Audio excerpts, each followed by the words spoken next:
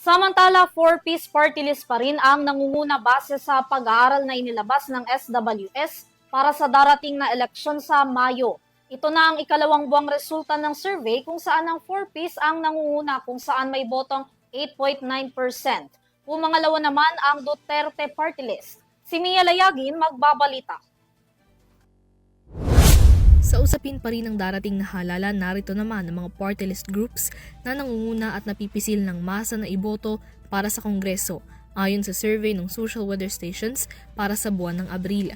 Batay sa Strat-based SWS survey na inilabas ngayong Miyerkules, nangunguna pa rin ang pagtibayin at palaguin ng pangkabuhayang Pilipino o four-piece party list sa mga party list groups na may pag-asang manalo at makakuha ng upuan sa Kongreso. Sa survey ngayong buwan ng Abril, nakakuha ang four-piece party list ng 8.08% na intended votes upang makuha ang rank 1. Consistent man na rank 1 ng four-piece party list sa SWS survey sa nakalipas na 5 buwan mula noong Disyembre, bumaba naman ang nakuha nitong vote percentage ngayong Abril mula sa 10.44% noong Marso. Samantala, rank 2 naman ang Duterte Youth Party List na may 7.32% ngayong Abril. Consistent din ang naturang party list sa rank 2 mula pa sa survey noong Enero.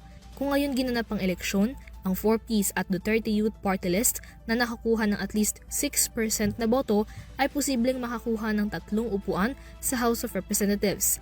Rank 3 naman sa naturang survey ang Asenso Pinoy Party List na nakakuha ng 4.08% na maaring maggarantiya rito ng 2 upuan sa Kongreso ayon sa bilang ng boto.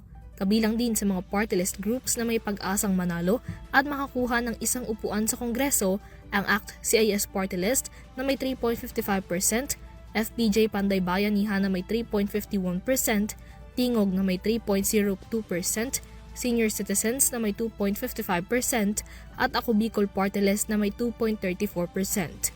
Isinagawa ang naturang survey mula ika-11 hanggang ika-15 ng Abril sa pamamagitan ng face-to-face interviews sa 1,800 na mga rehistradong botante nationwide. Para sa EuroTV News, Mia Layagin, sumasaludo sa bawat Pilipino.